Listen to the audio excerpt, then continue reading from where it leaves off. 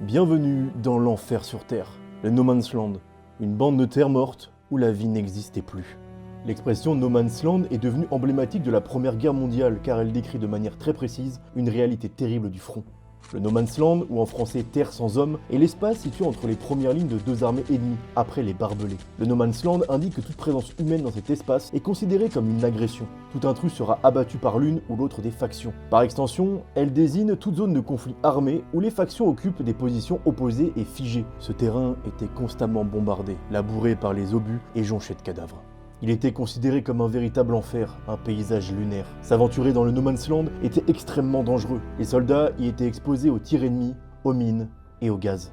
Le No Man's Land est donc bien plus qu'une simple expression géographique. Il représente un état d'esprit, un symbole de la Première Guerre mondiale et de ses horreurs. Il rappelle l'absurdité de la guerre et la souffrance des hommes.